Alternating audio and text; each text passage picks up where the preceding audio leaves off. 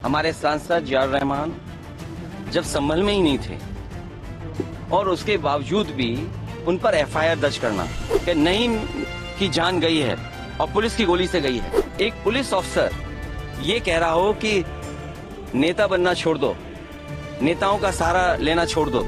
ये दुखद है जो घटना हुई है। हमारे सांसद जियाउर रहमान जब संभल में ही नहीं थे और उसके बावजूद भी उन पर एफआईआर दर्ज करना, ऐसा उदाहरण कभी किसी को मिला होगा देखने को, सुनने को? एक पुलिस अफसर ये कह रहा हो कि नेता बनना छोड़ दो, नेताओं का सहारा लेना छोड़ दो। किसके लिए भाषा थी वो? और मैं ये कहना चाहता हूं, हालांकि सब जानकारी आपके पास है, दुखद है कि नईम जैसे नौजवान की जान चली गई, बिलाल की जान गई है, रोमान की जान गई है, कैफ, अयान, और इसमें से कुछ कम उम्र के भी हैं।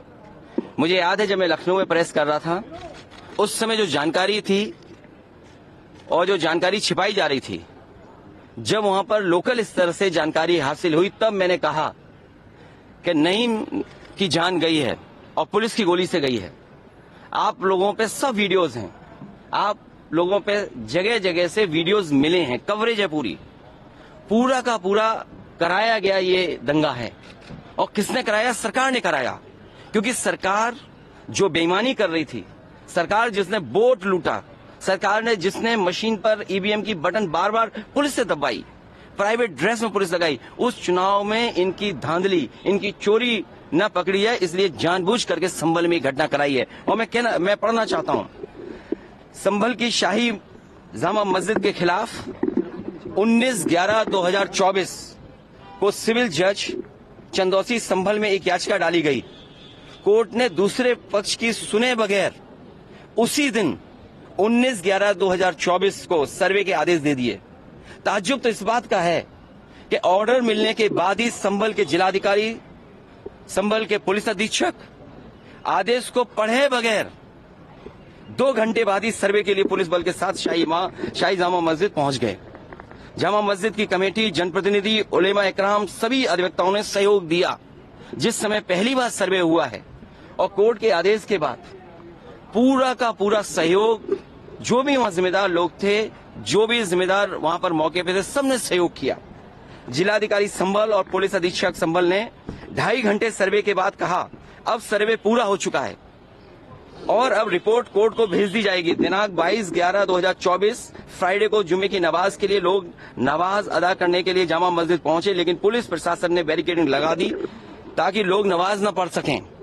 उसके बाद भी लोगों ने संयम बरता,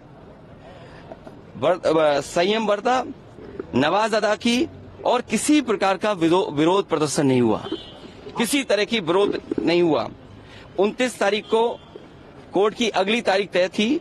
शाही जामा मस्जिद की कमेटी और मुस्लिम समाज के सभी लोग कोर्ट के केस की पैरवी के लिए तैयारी कर रहे थे, परंतु दिनांक 23 तारीख को रात पुलिस प्रशासन द्वारा कहा गया कि 24 तारीख को यानी अगले दिन सुबह को दोबारा सर्वे किया जाएगा।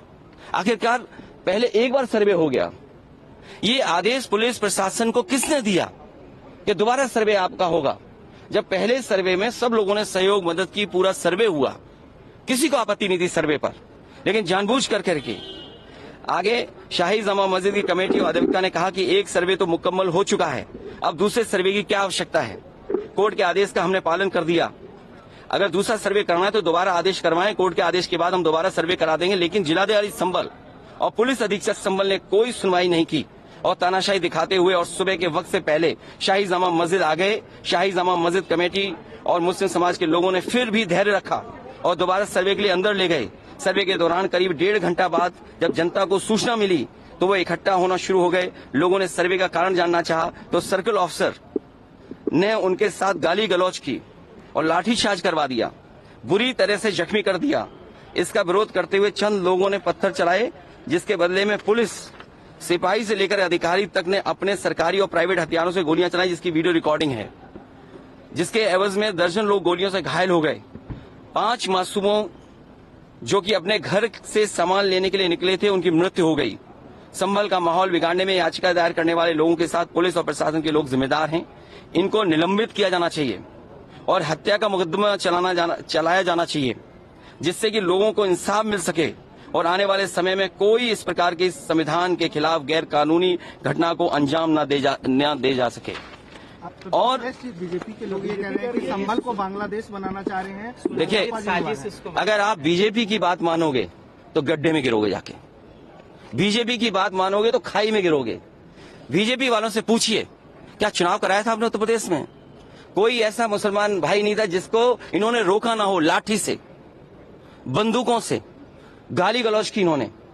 हम लोग लगातार कहते रहे और फिर बीजेपी के पास जवाब क्या? जब चुनाव आयोग को शिकायत की गई तो चुनाव आयोग ने खाना पूर्ति कर करके कुछ अधिकारियों के खिलाफ कार्रवाई की। क्या ये बता सकते हैं क्यों कार्रवाई हुई थी उनके ऊपर? क्या वोट रोकने का अधिकार था? क्योंकि वोट लूटने पे चर्चा न हो। ये लोग लूटने वाले लोग हैं, इनके लिए लोग कोई मायने नहीं रखते, लोग मायने नहीं रखते। इन्होंने तंत्र से समर्थन लिया और तंत्र से ही अन्याय कर रहे हैं। उनका सीधा साधा फार्मूला है, पहले वो अन्याय करते हैं, अगर आप अन्याय का विरोध करोगे तो आप उन्हीं के अधिकारी आपके खिलाफ तमाम मुकदमे दर्ज करा देंगे। क्या जियाउल इस्लाम वहां थे? हमारे विधायक वहां थे और सांसद थे क्या वहां? जियाउर रहमान, कोई बता दे। वो बेंगलोर में थे, वो अपने कार्यक्रमों में थे, संभल में नहीं थे। और ये तो उत्तर प्रदेश के बारे में आपको नहीं पता। आप में सब उत्तर प्रदेश के लोग हैं। अगर प्रेस के लोग भी सच दिखा दें तो उन पे भी कार्रवाई हो जाती है। और मैंने अपनी प्रेस कॉन्फ्रेंस में कहा था कि बीजेपी के नेता ने कपड़े उतार करके प्रेस को मारा था, पूरे कपड़े उतार दिए थे। क्या कार्रवाई हुई बताइए आप? क्या प्रेस के लोग सुरक्षित हैं यूपी में? और अपना चुनाव जो लूटा है उसको छिपाने के लिए इन्होंने, सरकार ने जानबूझ करके किया है। कुछ लोग तो ये कहते हैं कि साबरमती फिल्म देख करके उन्हें लगा कि उन्हें भी बड़ा नेता बनना है, इसलिए ये सब कुछ कराया गया है। सदन में इसको उठाएंगे? मैं, हमारे सभी सांसद और तमाम विपक्ष के लोग इस सवाल को उठाना चाहते थे, लेकिन सदन में नहीं उठने का मौका दिया। कल भी नहीं मिलेगा मौका, जब मिलेगा तब ये सवाल उठाया जाएगा और हमारा डेलीगेशन भी जाएगा। वहां के लोगों के दुख दर्द परेशानी, और फिर सरकार के हाथ में सब कुछ है। अज्ञात में नाम डाल दिए। मैं आपको याद दिलाना चाहता हूं, कानपुर में जब दंगा हुआ था, अज्ञात में नाम लिख करके बड़े पैमाने पर पुलिस ने अन्याय किया था। पुलिस ने लूटा था पैसा और पुलिस अधिकारी को उन्हें हटाना पड़ा था, और यही आरोप था उन पर कि उन्होंने पैसा ज्यादा लूट लिया। अब बोल दिया, इसके बाद क्या बोलेंगे? लोगों ने वोट नहीं डाला, तंत्र से ही उन्होंने वोट डाल दिया और तंत्र से ही रिकॉर्ड बना करके जीत हासिल कर ली। आज आप लोग इस मामले को लेकर आदित्यनाथ जी की तरफ इशारा है आपका? साबरमती सरकार करा रही है। और आपको बहराइच का नहीं पता, उन्हीं के विधायक ने बीजेपी के अपने कैडर के ऊपर एफआईआर लगाई, और एफआईआर में देखिए धाराएं क्या लगी हैं। जब बीजेपी का विधायक कह रहा है, बीजेपी के कार्यकर्ता नेताओं पे आरोप लगा रहा, और बाकायदा पीस कमेटियां बनती हैं, बाकायदा चीजें बातचीत से हल होती हैं। क्या जिलाधिकारी कप्तान ने कोई बातचीत की? जब उसका पक्ष तैयार था सर्वे के लिए, सर्वे आप कर लीजिए, आप रिपोर्ट लगा दीजिए। आप किसी की बात ही नहीं सुनना चाहते हैं कोर्ट में, आप अपनी मनमानी करना चाहते हैं। तो आखिरकार कौन निर्देश दे रहा है मनमानी के लिए? आखिरकार कहां ऐसी ताकत है जिसके आगे सब झुक रहे हैं और अन्याय कर रहे हैं? ये लगातार अन्याय उत्तर प्रदेश में हो रहा है।